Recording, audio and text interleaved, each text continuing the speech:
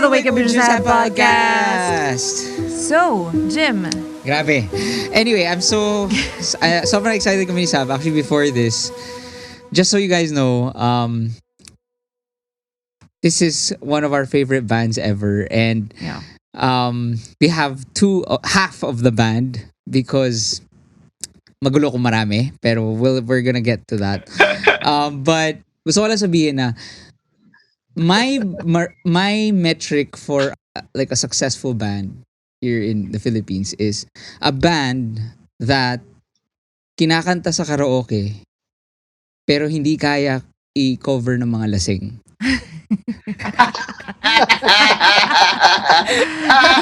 Diba? Ganun na, and exactly ganun ang Itchyworms. Kasi, you know, everyone knows their songs. Pero if abutan mo ng gitarang mga lasing, hindi nila kaya yun. For sure. Yeah. You mean That's a good metric. You mean hindi karaoke?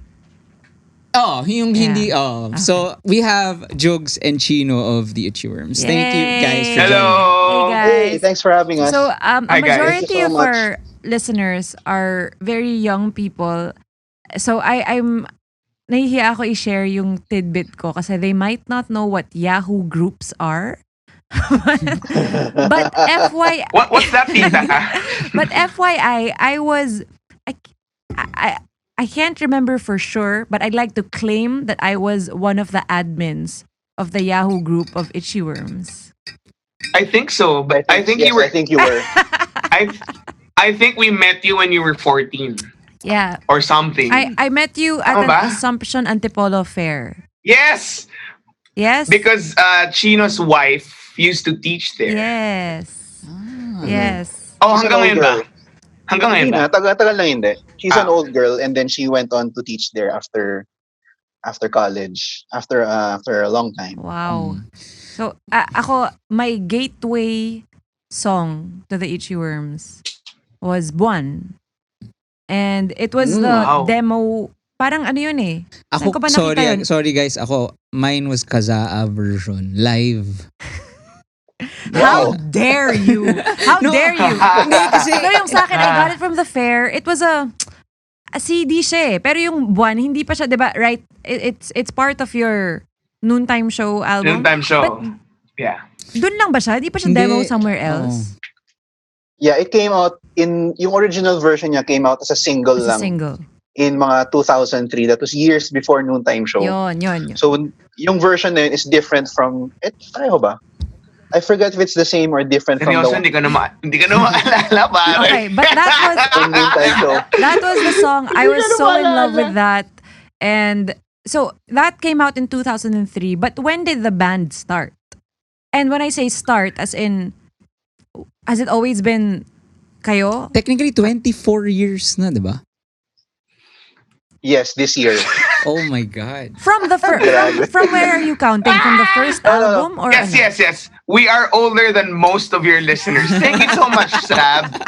Thank you. Yeah, that was my whole point. Okay, joke lang. Wait. So when are you counting from? When you say almost 24 years, from the first album or from? We started. No. The band formed back in 1996. But Chino wasn't part of the band yet. Chino joined in 1997. Yun. So anyway, when we first started, freshmen kami ng college.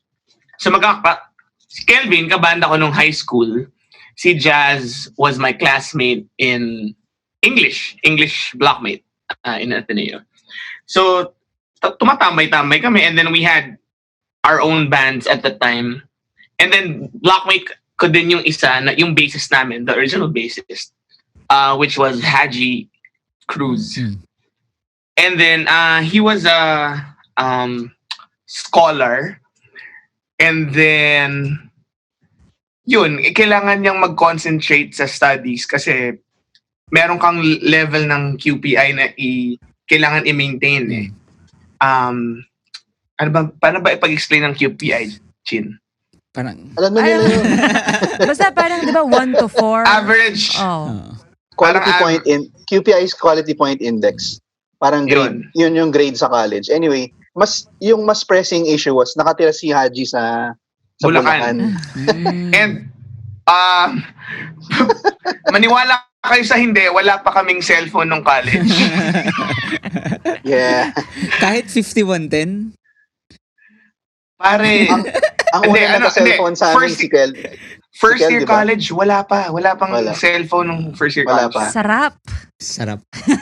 So ano yan, wait lang sorry So grabe, iba yung ligawan nung time na yun. Huwag na tayo pumunta ng ibang usapan yan. Hindi, I'm sure your wives won't mind. I mean, you know. Hindi, pero ibang usapan yun. Like, may beeper yun. May beeper yun, di ba? Ano yung mga sinesend yun na page? Sa mga ano? Tatawag ka sa Tawag sa easy call. Send to, ganyan. Tapos lalaki yung kausap mo, tapos sabihin mo, I miss you. Ganon. Di ba? Ang weird, di ba? Ang awkward eh. So sabihin mo, okay sir, I miss you. Is that all, sir?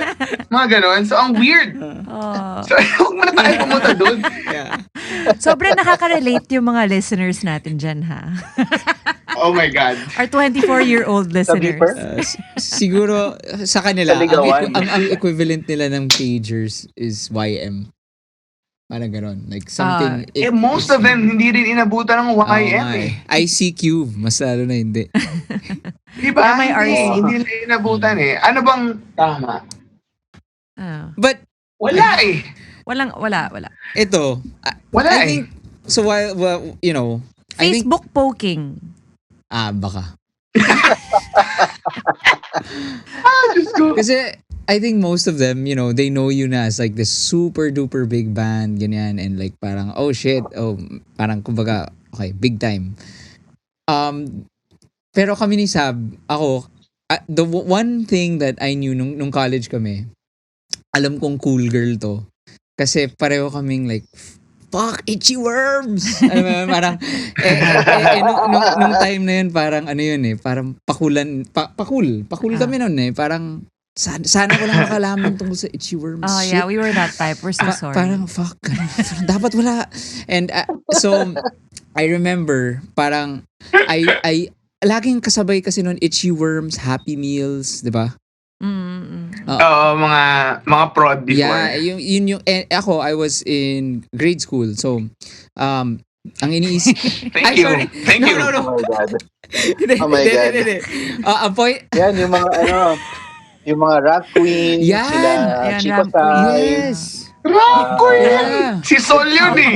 So, Dicta License. So I would see the poster. Diba? And I was like, Boy Elroy. I was like, sino ba tong Itchyworms na to? Grabe, parang sobrang bigat na naman ito. Ganon. Kasi, so anyway, sobra kami nag-connect kay Saab doon. So ako, I want you guys to, okay. I want you guys to talk about, like, share na hindi, well, one, this wasn't like some, like you guys aren't like some overnight success. Parang you, kasi, far from it. Parang I think nga meron kayong different parang new listeners pa nga eh. Kasi parang ilang waves yung success nyo eh. Yeah. You want to talk about that? Like how it was which is how great, it was not an overnight success actually. How long did it take you before you got your first hit, and what made you decide na this is a hit? What made you say? Chino, gusto mo? O ano? Ayun. Well, I guess first siguro yung overnight success is parang as a metric is greatly overrated. Kasi kung titingnan mo lahat ng overnight success, there's at least a decade of work behind it na parang biglang you're suddenly on the scene na parang fully formed na kayo, di ba? So, that being said, yung Itchyworms, if you count from the year, from 1996, the year that we got our first really breakout single was 2005 or 2006. So, mga 10 years nga. Yeah. Tapos second album na namin yun. Sa yung Noontime Show, that was our second album. But I think very few people really know it's our second album. And your first hit talaga was Akin Ka Nalang, di ba? Yun yung parang super Yes, sir. Wow. As in... Yeah, pero nakakatuwa pag whenever I reminisce and whatever, on Instagram, and then I post that yun nga, it took us 10 years to get a hit, and then maraming nagko-comment, hindi, Antipara yung first hit nyo para sa akin, or Happy House yung first hit nyo para sa akin, whatever. Nakakatawa kasi alam mong NU 107 listeners sila. Kasi yun lang naman yung nagpapatugtog sa amin dati. Yeah. So, yun. So, paano ba nagka-boom yung Akin Ka Nalang? Hindi, sorry, bago nun. Okay, sorry. Sana sana may outline tayo kasi nag-aagawan ka. Okay. Pero, sorry. Okay lang, kwentuhan tayo hanggang alas 5. Ang ko lang naman dito, excuse namin to, we just use this podcast to talk to our idols. Mag-fanboy lang, fangirl lang. That's why this podcast exists. So, nung time na yun, naalala ko, Antipara nga, yun yung ko. And NU, so, paano yung kasi wala pang Spotify, walang ano yung ginagawa nyo nun? Ano yung thinking nyo, ano yung goal nyo, ano yung ginagawa nyo to reach that goal nung time na yun? First of all, we recorded the album ng analog. So, yun lang. We were one of the last bands who had who was able to record in tracks ng analog, full analog. And then naka-release pa kami ng cassette tape. May cassette tape yung yung Little Monsters, no, Chin? Okay, so ikaw sumagot ng tanong ni Jim. Ano yung tanong ulit? Parang ano yung nung time na yun? Ano yung mindset? Ano yung mindset namin? Ano yung gusto ano yung ginagawa nyo on a daily, weekly, monthly basis? From in the start, in the beginning, nung first album. Or even before the first album. Kasi college kids kayo nun eh. Oh. Ano ba yung nun? Parang ano yung equivalent ng, kasi ngayon, how people see the bands, diba? Labas ng single sa Spotify, tugtog sa bars, gawa ng following, ganyan. Ano yung ginagawa nyo nung time na yun? Nung walang Spotify, ganyan? Well, ang pagkakaalam ko based sa mga kwento nila was the first song that we really got played on the radio was yung Happy House dun sa sa show pa ni Francis Brew in the Raw. So the equivalent of Spotify now or YouTube or putting out siguro yung mga Bandcamp. That was magre-record kami ng cassette, papasok kami sa studio. Tapos i-record namin yung performance namin to a cassette, and you pass the cassette to a radio station, in this case NU. And then, or if you were lucky enough, you would record a 4-track demo.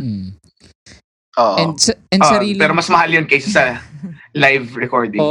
As in kung ano yung timpla nyo sa room, kayong apat, diretso na yun sa cassette. Yeah. So walang mixing masyado. The mixing was done by your ears. Yeah. Wow. Diba? And so ganun. And walang sorry to cut you off. Pero wala pang, for everyone parang wala pang garage band, walang Logic, walang There was no garage you couldn't band. record on your own basically. Yeah. We were the garage band. Wow.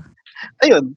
And then yung una nga sinabit nilang demo, wala sa tono yung gitara. So, na-call out kami ni Francis Brew doon. Tono niyo yung gitara niyo. So, di ba? For the record, hindi nakatono. Hindi siya naka-intonate. Magkaiba yun. Okay. So, kahit anong tono gawin mo, kahit tama yung pagtono mo, pag hindi naka-intonate, wala pa rin sa tono. Tama. So, long story short, in-intonate nila yung gitara, and then they submitted a new demo, and then yun na, parang piniplay na ni Francis Brew yung mga songs ng Itchyworms doon sa NU. Wow. Pero so ngayon nga 'di ba, ang labanan is like plays. How many plays do you have? How many followers do you have? Back then, what was your parang measurement? You wanted to play at if you can name the bars that you played and ano yung favorites nyo, and like how did you get people to come? Well, nung pwede mag-tweet. Walang tweet. Yung labanan nun, you make your own flyers and then you post it around school. Oh, saya. And then, wala na bang ganun ngayon? Wala nang ganun. Oh, man. Naalala ko po up till hanggang mga 2003, 2004 when we were still doing yung last full show na production.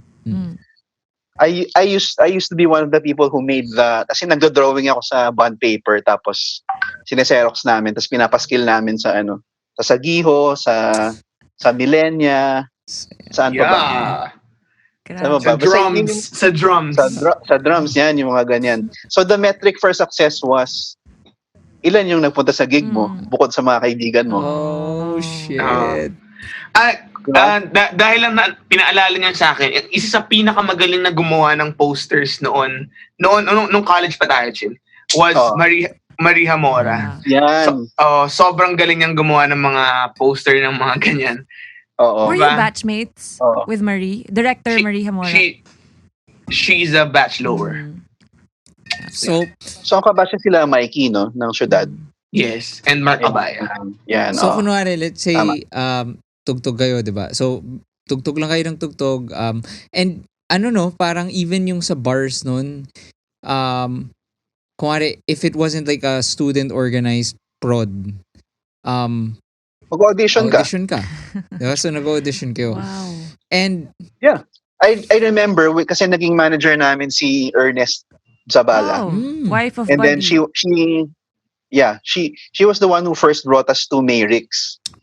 Tapos pinakilala niya kami kay Sassy Cosino who managed the place at the time. It was 99-2000, turn of the century.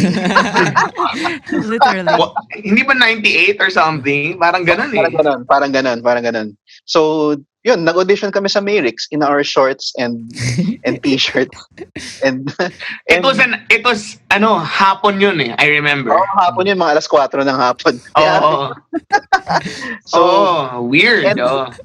And natuwa naman si Sassy. So that was the start of yung stint namin sa Mayrix. Parang kinukuha niya kami once a month ba?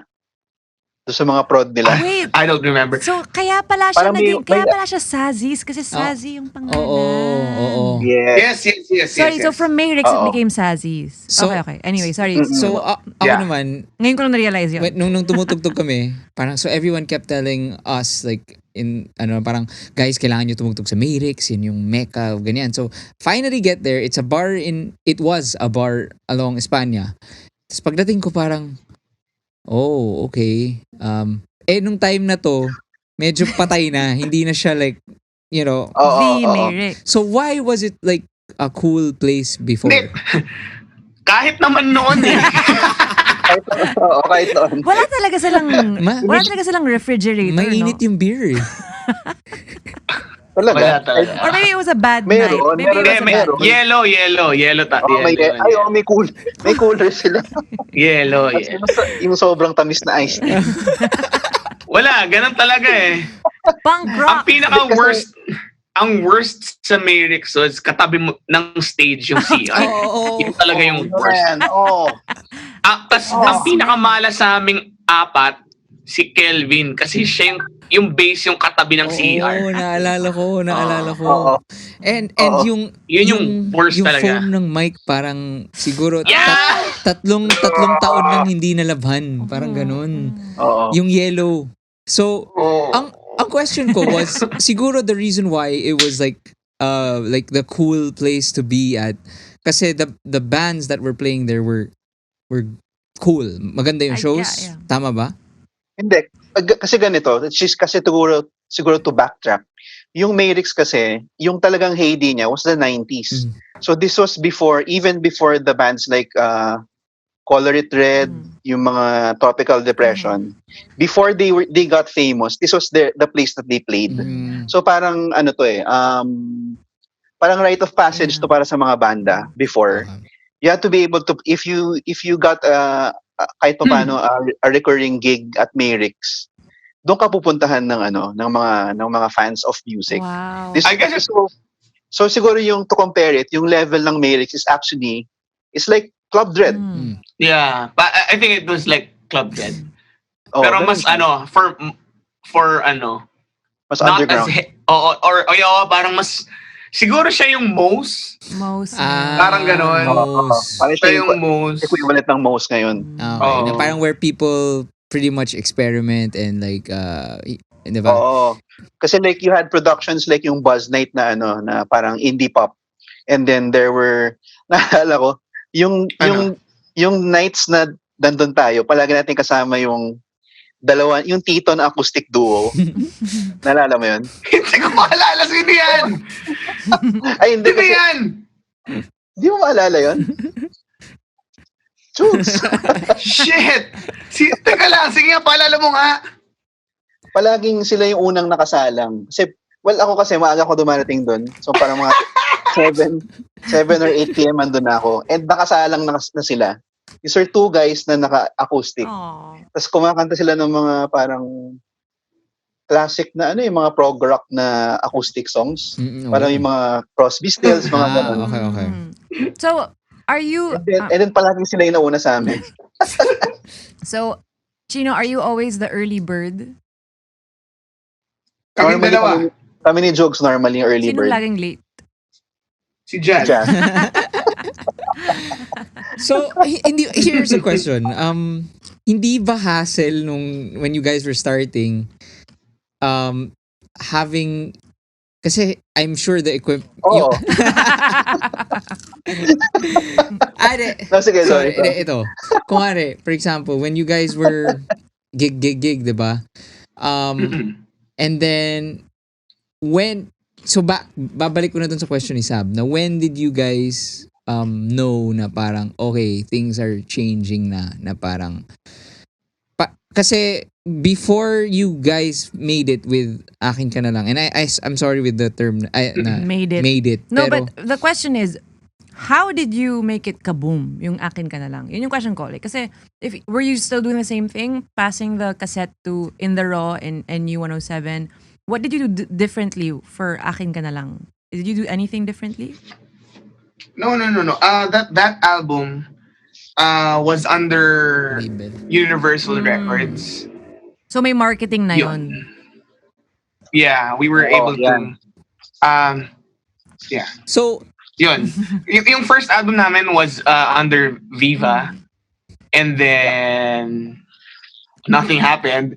And then after a few years, nag-indie kami. And then after that, parang nauso yung mga banda right about that time, around 2004, 5, 6, 7, yeah. something like that. Nauna yung Sugar Free. I think Sugar Free was around 04, 03? Yeah. Parang ganon. Mm. And then, nauna ba sa atin yung Orange and Lemons? Kasabayan natin. Yeah. Kasabayan natin, but I mean, nauna ba to get a hit? Kasi sa Hindi ko maalala. Parang sabay-sabay. Parang sabay-sabay. Naalala ko lang kasi parang yung mix charts Yun yung basis of, okay, these are the famous ones. Okay, these guys can not get a day job. So, ang question ko, when did you guys have day jobs before, did any of you have? Yes. Meron. Yes. When did you quit? if you did. We no. Never quit. Never quit. Kasi siguro to go back to your question, parang hindi siya overnight nangyari from our point of view. Alam mo yun? Kasi it was really a gradual thing. Kasi may ups and downs talaga Like akala namin nung nasign kami sa Viva, parang, uy, ito na yun. Kaya lang kasabay namin yung acoustic at saka yung mga new metal. So hindi kami talaga napansin. Kasi you know our sound, di ba? We're not at the typical, kumbaga hindi kami sumasabay sa uso. Yeah. And then, so after our contract had expired with Viva, there was like a 2-year gap before we got signed to Universal. To UR. And then yung boss ng UR, si Ma'am Belia Tan, rest her soul, she was the one who signed us. Yeah. And then before we released our album, namatay siya. Namatay siya. She passed away. So but yun nga, by the time na tumating kami sa UR, parang meron na kami nung seed ng noontime show. Kumbaga. So, and Akin Ka Nalang was one of the songs that we passed to them as a demo. Kasi, I remember, yung A&Rs at UR were si Sanchez, Romel Sanchez ng The Don, and si Mike D ng Sandwich. They were the A&Rs there.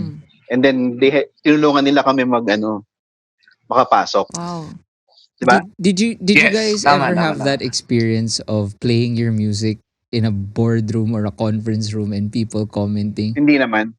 Really? Hindi. Ano yun? Orange and Lemons, ginawa yun. Parang thesis daw. Kinukwento sa akin nila, nila Clem before, na they had to defend each and every song. Wow. Grabe. Hassle yun, pare, di ba? Grabe. Yung naalala ko naman sa atin, parang syempre naghanap sila ng I don't know, siguro radio friendly. I hate that term. Okay. Well, kasi ganun talaga yung labanan at that time. Pero by this time, may mga CD burner na kami. So CD na yung pinapasa namin. Whoa, high-tech! hindi na cassette. Wild! So CD ang ipinasa namin sa I think, tama yan, o CD yata ang pinasa namin sa UR. And then the songs there got assigned. Nice. And then, yun nga. So, first single was Akin Ka Nalang, which had some, kahit pa paano, marketing push behind it. Kaya, yun yung nag-breakthrough. Pero sige, go ahead, Jugs, sabihin ka. Yeah, but the music video of that was made with a budget of 7,000 pesos. What? Thank you, Wincy Ong. Wow. And Maria Mora. And Maria Mora. Wow. Oh, wow. Galing, di ba? So wala... Anong equivalent nun sa peso ngayon? Na-joke lang. Ganun nakatagal. Mga Pwede pa rin tayo gumawa ng 7,000 na video ngayon. Actually, pwede ka lang gumawa ng free video ngayon kasi basta may iPhone ka eh. Oh. Uy, pero malaki yung 7,000 nun ha. Siguro yun? 20. Ganun. 20. Ito, ako naman, as a fan looking from the outside, I felt like parang how me and my friends talked about it, like, shit, talagang ginawa nilang parang okay computer nila to. Parang ito yung Sgt. Peppers nila, ganyan. Like, yung Noontime Show, for me, I mean, stands as like one of the best albums talaga. That's true. And Thank you. as in, masterpiece talaga. So, thank you. ano yung, Walang totoo tapon, ba yung, walang totoo ba tapon. yung nai-imagine ko nun? Or nang titrip lang kayo? Well, Yun din. Tama din yun. Parang there's a little bit of both eh. Kasi yung in the gap between Viva Records and Universal Records, parang may 2 years din yun. So, and then parang yung experience kasi namin sa Viva, pinapag-guest kami sa Noontime Show. Tapos may artista palagi nakasama. Kasi nasabi namin parang, ba't yan ang pinapakanta nyo? Parang kung mag-show kayo, dapat kami na lang yung guest nyo na kami lang. Alam mo yun? So parang may galit, may anger, may pait kami nararamdaman. Kaya namin nasulat yung ibang song sa Noontime Show. Tsaka ang maganda doon is yes, we wanted to put out a concept album like Fruitcake or Sgt. Peppers. Pero we wanted to have ano ba to? Kailangan radio friendly din. Hindi. Tsaka may mga singles na pang crossover. Mainstream. Pang crossover, pang mainstream. I think that's the right Gets. Kasi before our first album was almost all English songs. Tas by the time na nasa UR na kami, naging manager namin si Kerwin Rosete, who's now with MCA. A&R siya. Parang naging mindset namin, dapat Tagalog tayo. Para almost all Tagalog. Tapos, yun, kailangan radio-friendly, memorable na pop hits. So you have songs like Akin Ka Nalang and Beer. Parang pero meron kaming production number. Parang gano'n. Saka meron anong Noontime Show na song. So may ang nangyari, parang Sgt. Pepper nga, may pang bookend nung concept, and there's parang sumisilip-silip in between songs yung concept. Galing. To make it kahit paano cohesive. Ganda.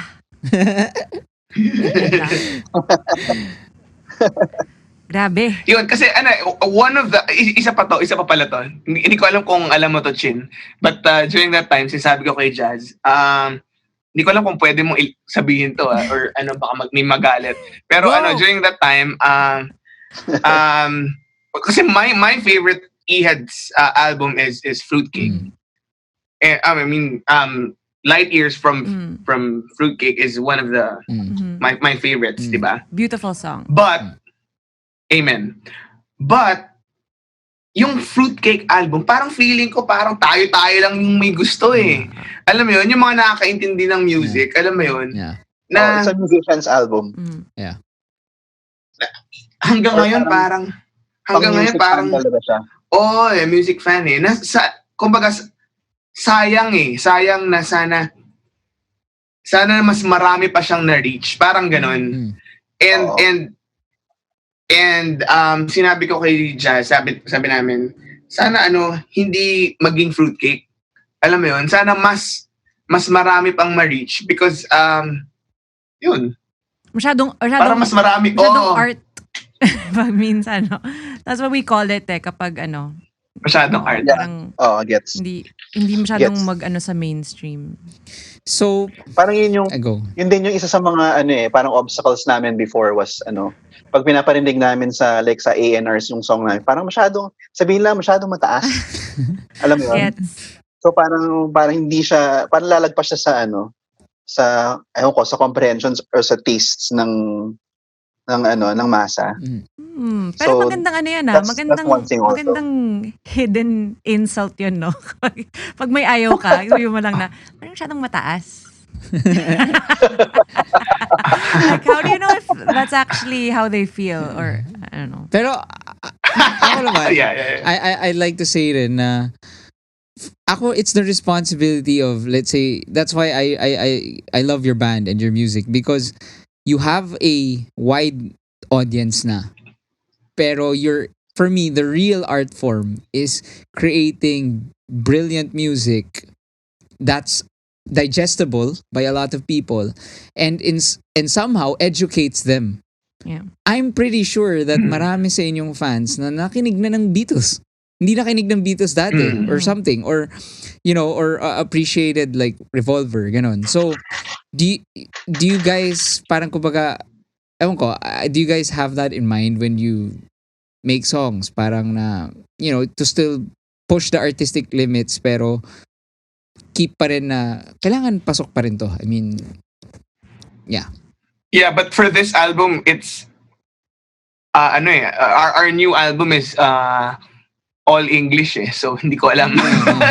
Did you start this before quarantine?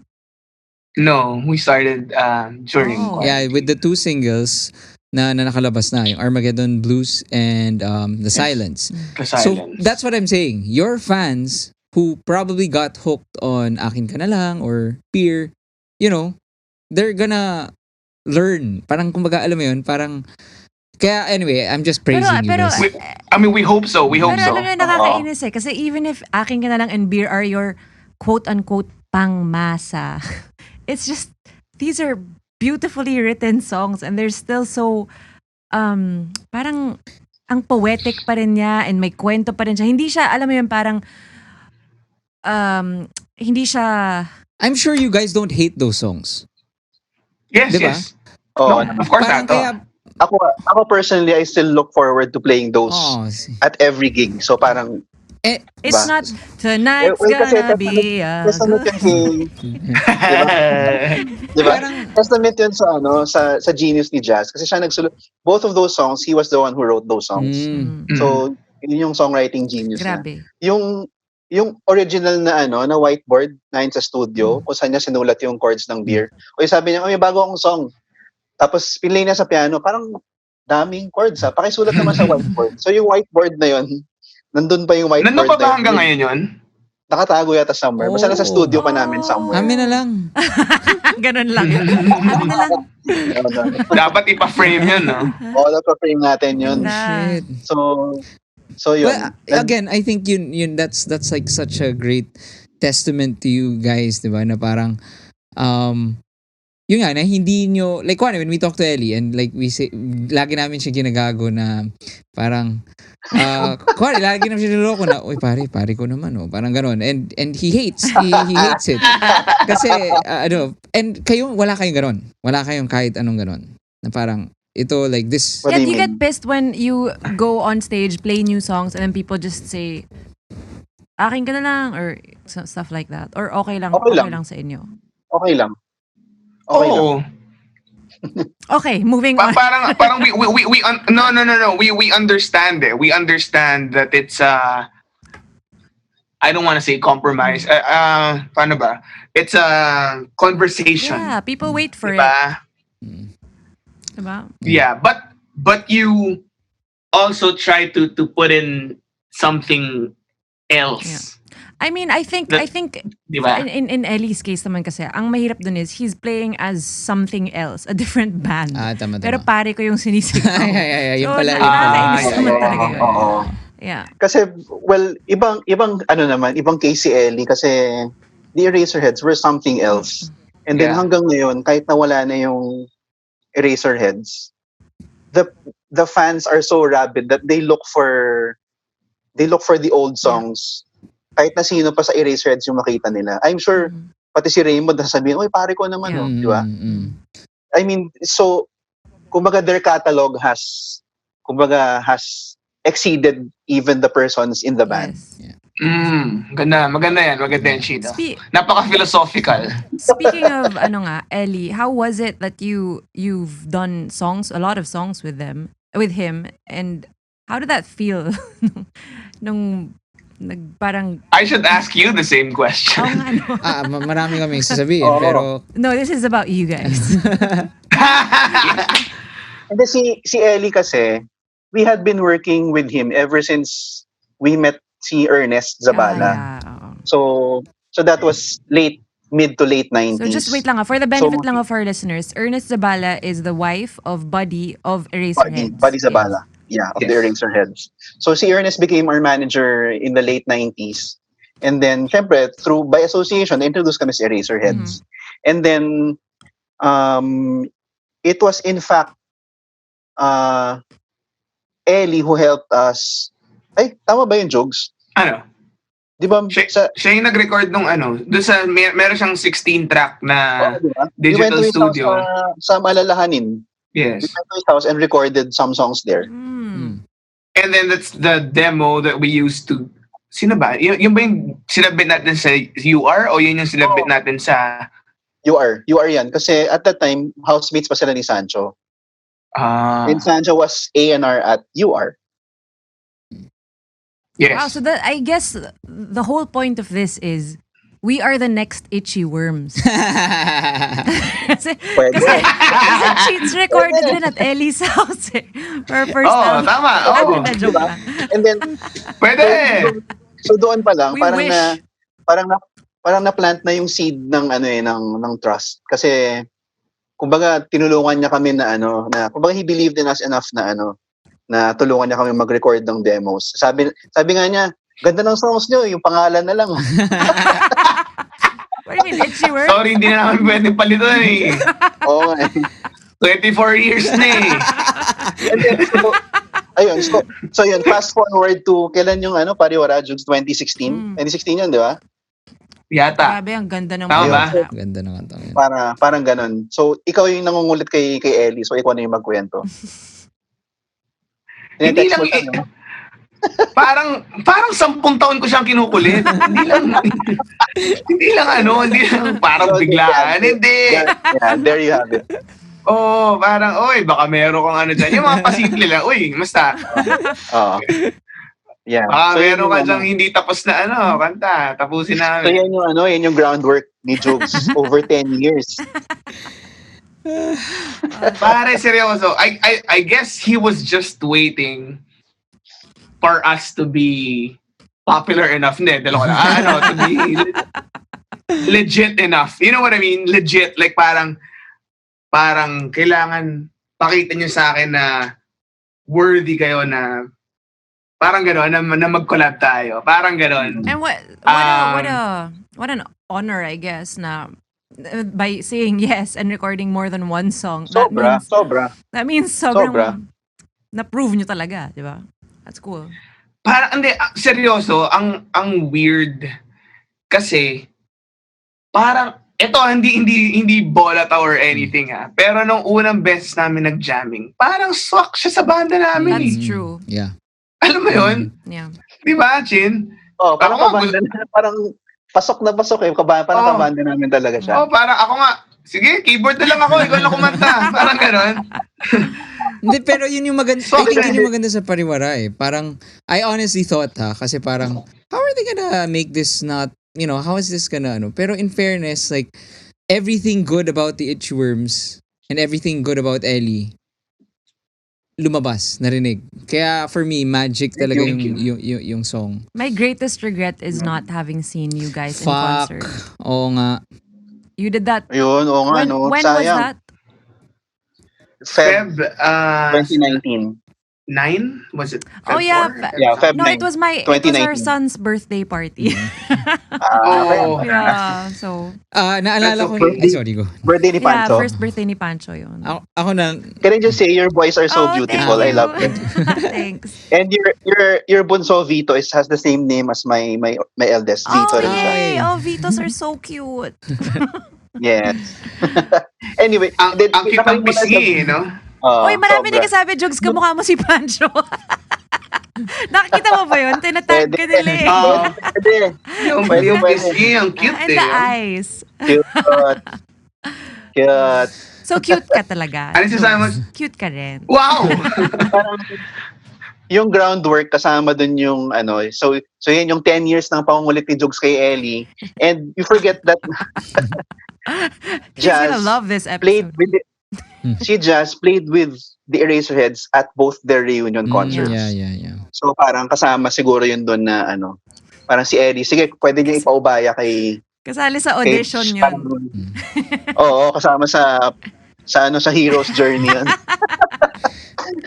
Ako naman, I just remember like one time parang, so we were in the studio, we were writing these songs together, tapos, sabi ko, ito kaya, what if I play this chord to end the song? Tas played it, tas tahimik lang siya, tas sabi niya, that, my friend, is the epitome of cheese. Ang sakit. Ano chord yun? Major 7 yun, no? Binalik ko lang dun sa major, sa root, tas parang, okay, so anyway. At least you know he doesn't bullshit you. Yeah. Ito, how about I think every guy says like, fuck, gagawa ako ng, especially kung musician, gagawa ako ng rock bar ko. Okay, gagawa ako ng bar na, That's the dream. lagi kami ni Saab like, shit, sana ganyan. So when did that exactly happen? Yung Route 196? It fell into our hands. The Itchyworms has been playing there even before it was Route 196. Oh, what was it called before? I have no idea. Ano nga ba, Chin? Ito siya, Inihaw Republic dati. Yun. Inihaw Republic. Oo siya. Ayun, and then, yan. So, tama. Matagal na kami tumutugtog doon. And then, ang partners doon ngayon are si Kelvin and Jugs eh. Okay. No, but before, it was owned by JP Balboa. Yun. Anyway, basta a group of friends want to like drinking and whatever, and then tambay kami ng Katipunan kasi mga wala. Kasi familiar yung place namin because we studied in Ateneo, di ba? So tambay kami doon, and then may tugtugan dito, tapos tambay ako, si Kel, si Ebe, tsaka si Ene. So tambay countryside, and then dun din sa Inihaw din. Okay. Inihaw. Kasi wala lang. So nung wala pa tayo lahat pera. Nung wala pang pera lahat. Oo, tama. Oo. And yun, and then years after, parang the owners wanted to move on. JP was getting married. Parang hindi na nila kaya. And tama rin naman, mahirap talaga eh. Mahirap talaga ang rock bar kasi we barely make ends meet di ba? Parang check out the history of Mayrix and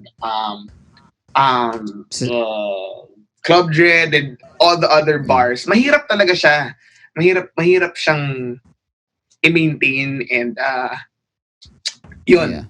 So, but it fell into our hands. Sabi niya, meron kayong ano dito, Jugs and Kel Pizza. Baka gusto niyo kayo na magpatuloy dito ng Route 196. Parang ganun. So, at that time, naisip namin, sige, parang this is our way to give back to the music industry. We've been lucky enough to make it. Alam mo yun? And then, sabi namin, at that time, wala nang parang Merix, wala nang parang Club Jed. So, kailangan may venue kung saan pwedeng tumugtog yung mga new bands. So, yun. Yeah, and I think I like what you did with the place. I think yun yung I think that's the thing, no? Parang you want a venue for new bands to try it out, yun. Pero new bands, I mean, the harsh reality is wala silang hatak and paying customers. So it's a balance, diba, of how do we give these guys a chance and, how do we make ends meet? Yeah. So how many years na ang Root under your ownership? Magandang tanong yan. I think 8. Wow. I think it's 8 years na. And I think it's the only rock bar that renovates. Yeah, it gets with the times. Let's not name names.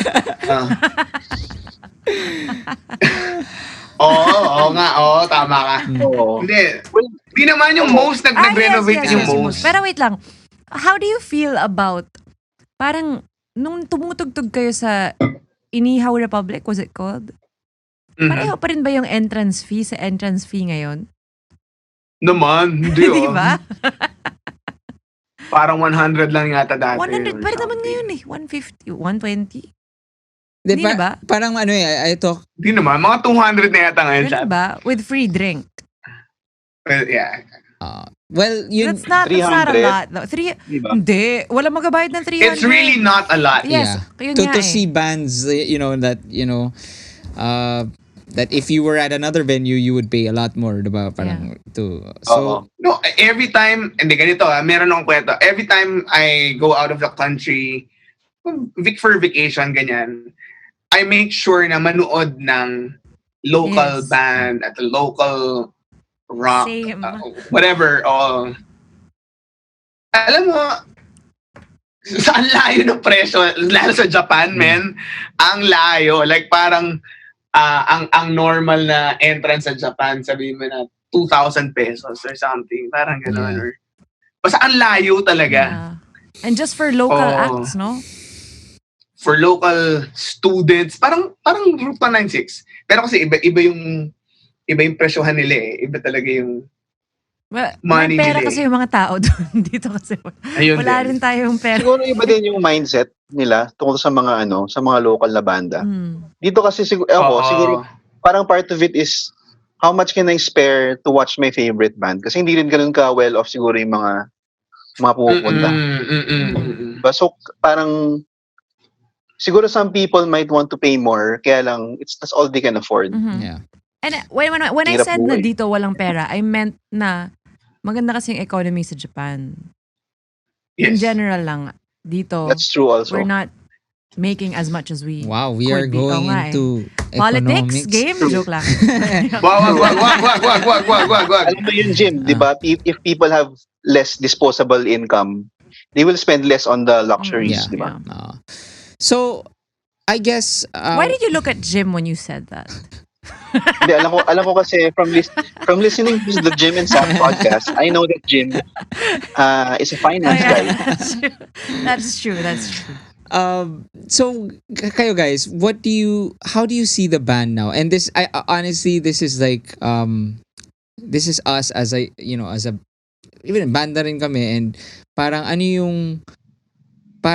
one, paano kayo tumagal ng 24 years?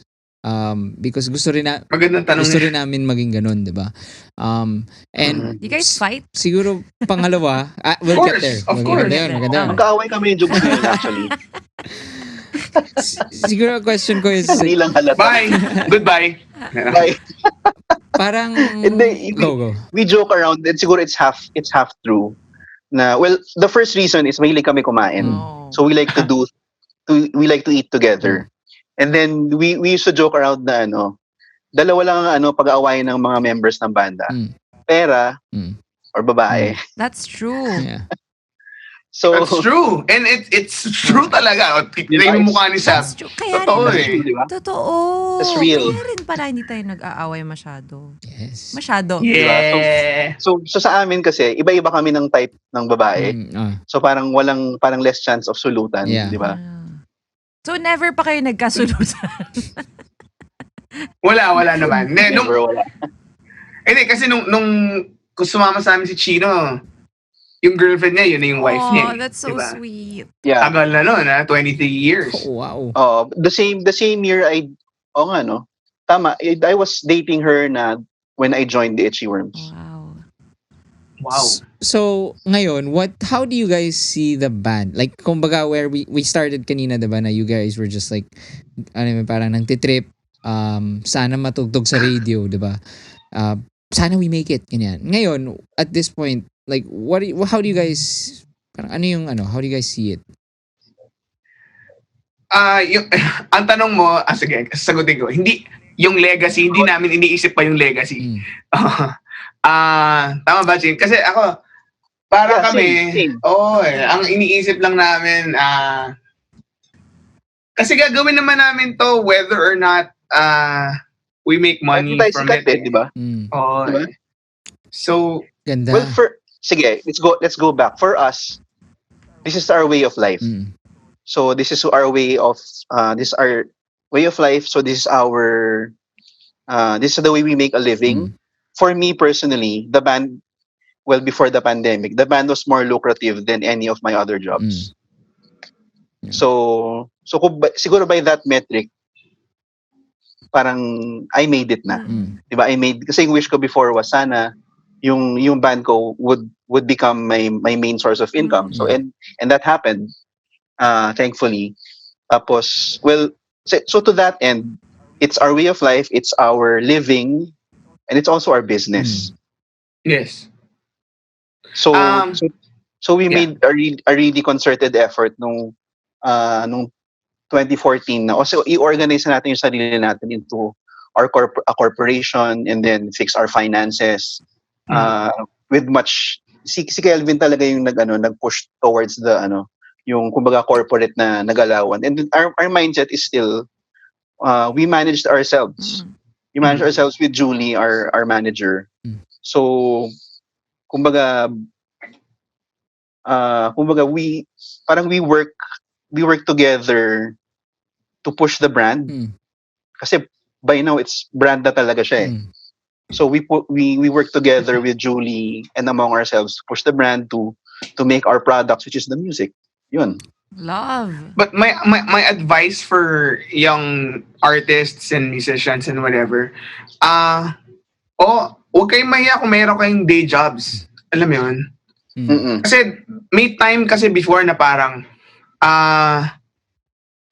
kailangan wala para to make it kailangan wala ka ng day job, like all out music ka lang, di ba?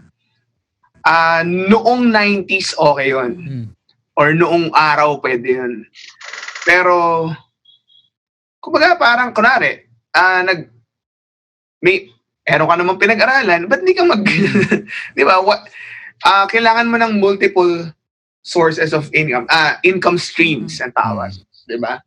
So it will help you as an artist, not just financially, kasi yung network mo lalawak din, di ba? Meron ka ring mag-iiba yung mindset mo because of you work with another set of people. So talagang wag kayong mahiya na meron kayong day job or whatever, or racket, di ba? Yun lang. Oo. Well, siguro speaking for myself, parang passion din namin kasi yung band. Yes. So even if you weren't earning as much money, you would still be working this way. So siguro for me personally, naging beneficial na I worked in corporate for a while. Kasi I'm a web developer. So may time na freelance ako. There was a time na work ako sa ABS-CBN. And then nag-Unilab pa ako. And then ADB. And ngayon, I do projects for ADB. So, marami rin ako nakakasalamuhan na iba-ibang tao. And then, syempre, their mindset is business. So, to be able to communicate with these people, syempre, kailangan mo rin ng business mindset. You have to know how they think and how they work. And siguro yung way, kasi sa Itchyworms, ganun din. Marami rin kami nakausap na corporate. So I guess the mindset of how they work, nakakatulong. So parang if they ask for deliverables from us, pro kami, we give the deliverables right away, or if the client has a request, bibigyan namin sa request yung sa client yung request as long as it's reasonable, I guess. Galing. So kumbaga, 'di ba? Madali tayo katrabaho, Jugs, 'di ba? Oo naman. And then may maganda akong kwento diyan, guys. Meron kaming hindi persona, meron kaming corporate hat. If it's a corporate gig, we wear a corporate hat. And then if it's a fiesta gig, we wear a fiesta, barangay. And we wear a salakot. No, that's so bad. But you know what I mean, 'di ba? You adjust. I mean, parang you have to adjust also to your audience. Kasi ang labo nga naman nun, corporate gig, di ba? Parang, Itchyworms! Tas, hi guys, tonight we're gonna play all our B-sides. Di ba? Parang, hindi pwede yun. Engots na yun. You're not being smart. Yes. I totally agree with yung parang treating your band as, you have some form, in some sense, it's like a business. Pero, ako naman, just personally, parang I experience naman yung masyado namang business lang. So parang I started counting the money and the gigs too much, kanyan, because nag full-time musician ako after college. And I completely agree with you, Jugs. Parang that was before Cheats. Yeah, this was my old band. And so parang I totally agree na dapat talaga, kasi at least ngayon, ang dami ng tools to. Hindi mo naman kailangan, kasi dati, di ba, parang you'd really have to quit your job and parang go full time. But so my question is there any kahit konting resentment na the kids have it easier today? Hindi naman resentment. Grabe naman yung resentment. Or like just a little bit. If anything ngayon, the kids have it a bit harder. Kasi they don't have radio behind them kasi yung reach ng radio dati was malaki talaga compared sa ngayon. Kasi siguro pag ipagsama-sama mo lahat ng channels ng mga sikat na banda ngayon, parang the reach would still not be as big as a radio in the early 2000s. Diba? Parang it's ngayon kasi it's all about niches. Parang specific channels where the fans are really dedicated, and they're like you said, sa mo, Jim, 'di ba, sa linya-linya they're rabid, 'di ba? So parang yung labanan ngayon is narrower versus dati mas broad. So ngayon parang for the newer bands to be able to to gain their niche, talagang they have to differentiate really from everyone. Diba? Parang they have to have something na wala sa iba. Actually, we always play this game nga na parang we ask kung itong banda na to from before, kung lumabas ngayon on Spotify lang, would it work? Yeah, would they be as big? Kasi I agree with you guys parang before, maganda, kahit mas konti yung tools, pero yung kunwari, yung ipapatok ka, I mean... Yeah, well, the music kids were only listening to NU. So they had they would really hear what NU puts out. Ngayon, it's, there are so many... You can watch on YouTube, you can listen to Spotify. It's actually really sobrang small fish, big pond talaga ngayon. That's true. So... That's true in a way. Pero ako naiinggit ako talaga sa technology. Pare, isipin mo, imagine if we had GarageBand back in the 90s.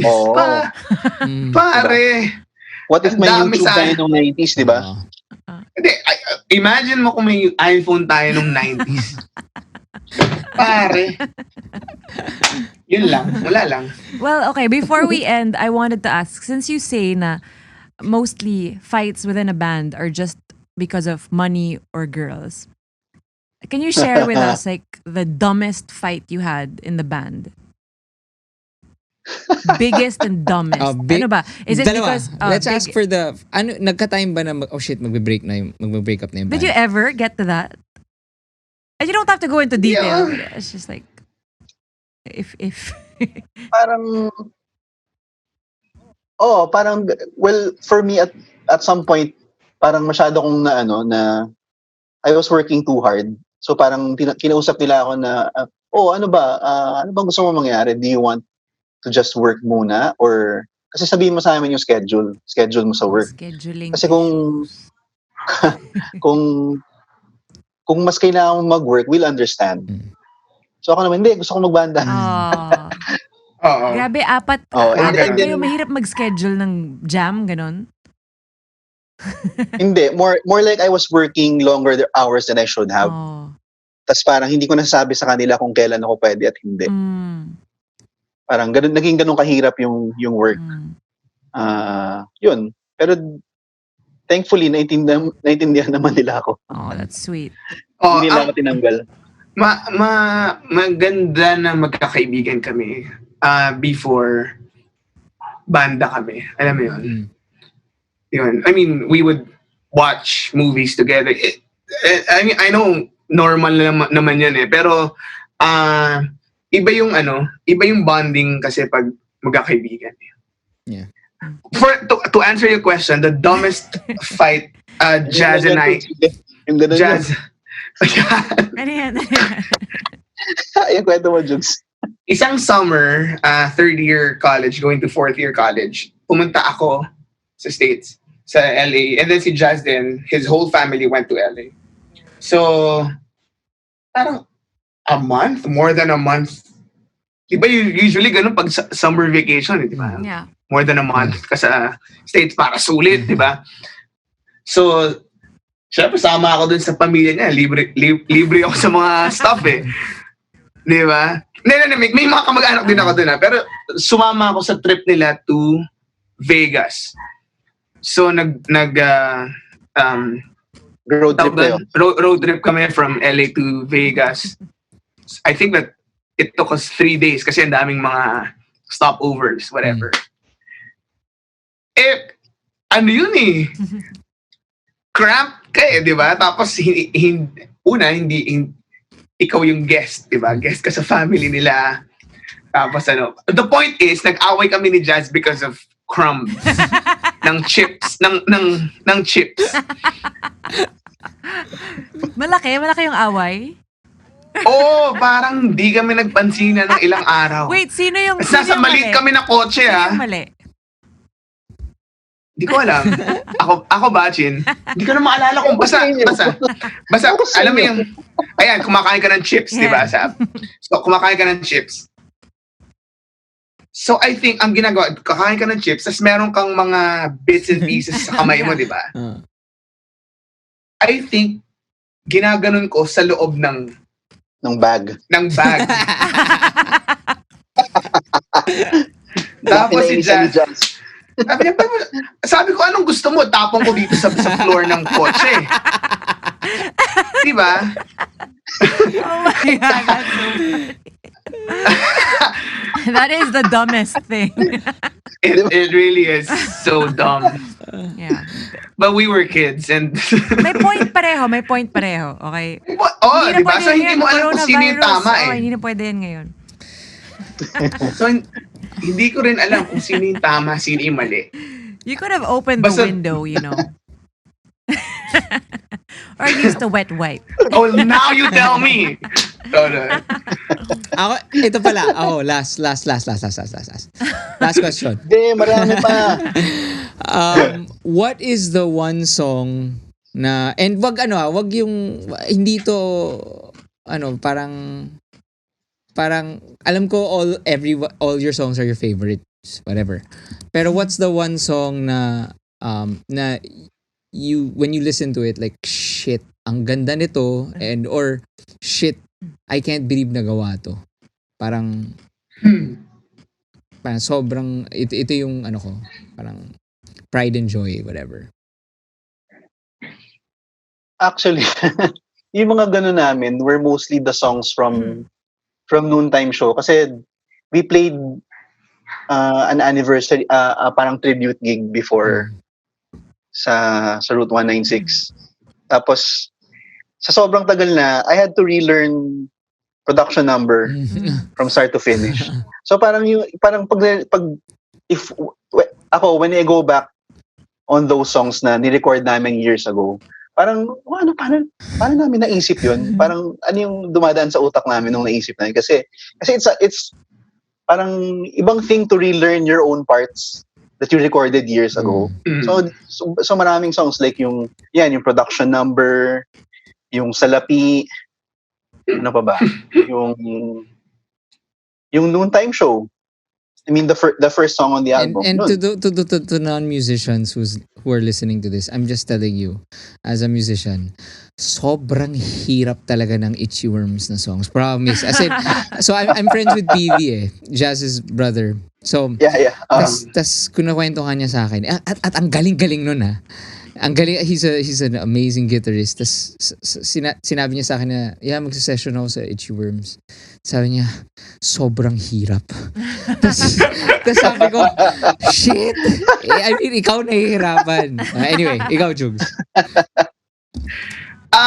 One of my favorites, baka hindi nyo alam, pero yung Between, it's an old song from her first album. Yun lang, yun yung favorite ko na lumang song namin. Hindi ko alam kung may alam nun, pero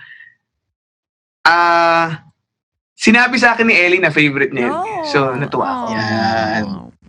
Yan. I love that song too. It's the epitome of greatness.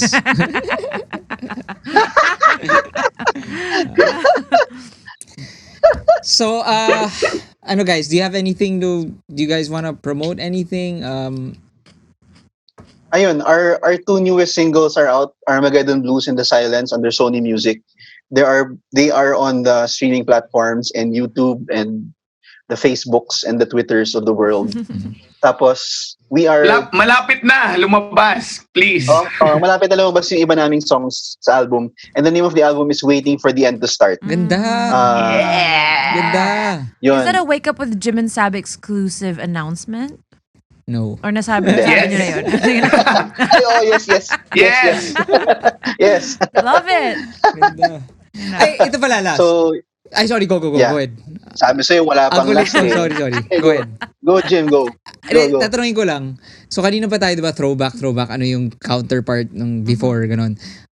Ano yung dati na, kuwari ngayon, diba, it's like Instagram, thank you, or using my, whatever, my new Sony, whatever, camera. Diba dati sa mga ASAP, yun yung parang... Sponsorship? Like sasabihin. Thank ganyan. you nga pala sa blah, blah, blah. As a band, like when you guys were starting to pick, what would you say yung equivalent nun? Ng mentions and posting, pa-post. Ganun. Magsusuot ka. Suot mo lang, no? You don't have to mention them. Suot mo lang. Hindi, wala namang venue before. Oo nga naman. Diba? So Pasalamat ko on stage. Okay. Pero parang dati, dinamitan kami ng Lee, pero hindi naman kami obligado na magsabi sa show na, uy, salamat po sa Lee para sa maungat t-shirt namin. Parang weird. Wala namang ganun. Pero at least years later, na-mention mo sa chance podcast yung Lee, di ba? Yeah. The official outfit of the Itchyworms. Pero best years yung Adidas years. Yes.